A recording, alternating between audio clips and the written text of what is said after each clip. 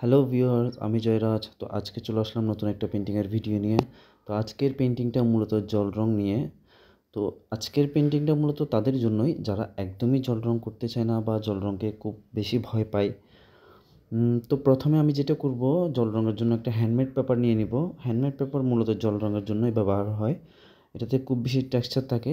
আর একটা জিনিস খেয়াল রাখতে হবে, হ্যান্ডমেড পেপারে যেন খুব বেশি মোছামুছি যেন না হয়। কারণ হ্যান্ডমেড পেপারে খুব বেশি যদি মোছামুছি করি তাহলে পেপারের টেক্সচারটা নষ্ট হয়ে যায়। সেই ক্ষেত্রে জল রঙটা আর ভালো হয় না। তো আমরা একটা ড্রয়িং করে নিয়েছি প্রথমে। তো এটা হচ্ছে যে কালার প্যালেট।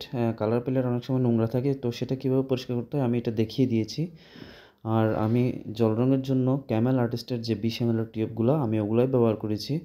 তো ক্যামেল আর্টিস্টটাই মূলত জল রঙের জন্য ভালো। আরও রয়েছে ডোমস, টিটি, বিভিন্ন কোম্পানি রয়েছে যেগুলো আমার কাছে খুব একটা ভালো লাগে না, বা অন্যান্য আর্টিস্টরাও তেমন একটা ব্যবহার করে না। তো যাই হোক, প্রথমে আমি ওয়াশ দিয়ে দিয়েছি। ওয়াশ বলতে প্রথমে পানি দিয়ে কাগজটা ভিজিয়ে নিতে হবে, এরপর কালারকে পানির সাথে মিশিয়ে দিয়ে দিতে হবে। তো আকাশে আমি প্রথমে যে কালারটা দিয়েছি সেটা হচ্ছে যে আল্ট্রামেরিন ব্লু।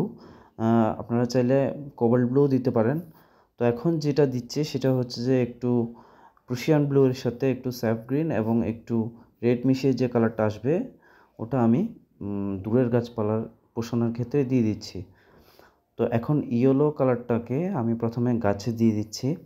তো এরপর স্যাফ গ্রিন মিশাবো। স্যাফ গ্রিনের পর একটু একটু করে ডার্ক, নিচের দিকে যত যাব একটু ডার্ক থাকবে, কারণ আমরা জানি গাছের নিচের অংশটা সবসময় ছায়ায় থাকে।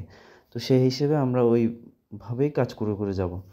তো আমি নিচের গ্রাউন্ডের ক্ষেত্রে যেটা ঘাসের পোষণের যেটা দিচ্ছি, প্রথমে ইয়েলো দিয়ে নিচ্ছি, এরপর সেম স্যাফ গ্রিন, এরপর প্রুশিয়ান ব্লু হোক বা কোবাল্ট ব্লু হোক, এটার সাথে স্যাফ গ্রিন মিশিয়ে একটু ডার্ক হবে। তো ওই কালারটাই আমি নিচের দিকে দিব। তো জল রঙে আমাদের সবসময় একটা জিনিস মাথায় রাখতে হবে, আমরা যেন ওয়াশের কাজ একবারেই শেষ করি। আমরা যেন দ্বিতীয়বার সেখানে আর ব্রাশের স্ট্রোক না দেই। শুকানোর পর অবশ্যই ডিটেল করা যাবে, তবে ওয়াশের কাজ সবসময় একবারে শেষ করতে হবে। তাই আমি প্রথমে ওয়াশের ক্ষেত্রে প্রথমে যা যা দেওয়ার প্রয়োজন আমি তাই তাই দিয়ে নিচ্ছি। তো আমি এখানে রাস্তার ক্ষেত্রে যে কালারটা দিচ্ছি সেটা হচ্ছে একটু ক্রিমসন এবং একটু প্রুশিয়ান ব্লুর সাথে মেশানোর পর একটু পার্পেল এসেছে লাইট, ওটাই দিয়েছি। এবং ঘরে যেটা দিচ্ছি সেটা হচ্ছে বার্ন সিয়েনা। এরপর সেম গাছেও দিব। অবশ্যই আমাদের একটা জিনিস মনে রাখতে হবে, জল রঙের স্বচ্ছতা যেন আমরা বজায় রাখি।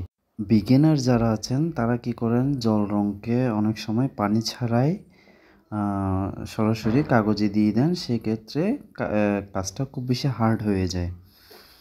অথবা অনেকেই কী করেন, পানি দেওয়ার সময় খুব বেশি পানি দিয়ে ফেলেন, সে কালারটা একদমই কম দেন, সেক্ষেত্রে শুকানোর পর একদম কালার থাকেই না, ওই পানির সাথেই ধুয়ে চলে যায়। তো সেক্ষেত্রেও এটা জল রঙের মিস্টেক।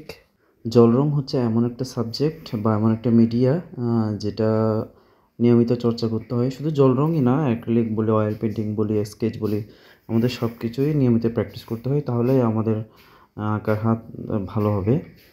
তো এখন যেটা করছি আমি, আমার ওয়াশ শেষে আমি এখন ডিটেল করছি, যা যা ডিটেল করার এখনই করছি। তো আমি নারকেল গাছের যে পোষণটা আছে ওটা যেভাবে লাইট হোক ডার্ক হোক যেভাবে দেওয়া উচিত আমি সেভাবেই দিয়ে নিচ্ছি, একবারেই দিয়ে নিচ্ছি। এরপর গাছের কিছু স্ট্রোক, পাতার কিছু স্ট্রোক দিয়ে নিচ্ছি। এরপর এই যে গাছের ঢালগুলো দিচ্ছি, এগুলো শেষেই দিতে হয়। মূলত ওয়াশের ক্ষেত্রে এগুলো দেওয়া যায় না, তাহলে পানির সাথে মিশে সব হয়ে যাবে, মিশে যাবে। সেমভাবে আমি নারকেল গাছের গুঁড়ির অংশটাও দিয়ে দিব বার্ন সিয়ানা দিয়ে।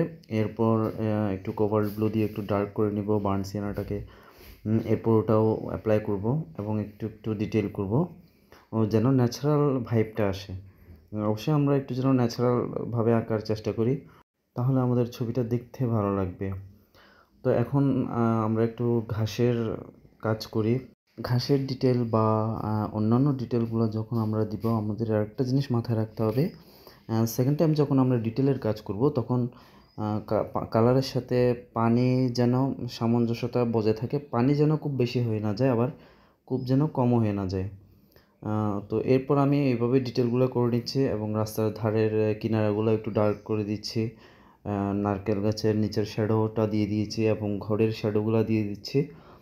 তো এভাবেই আমি কাজটা শেষ করছি। তোমরা শেষ পর্যন্ত দেখো।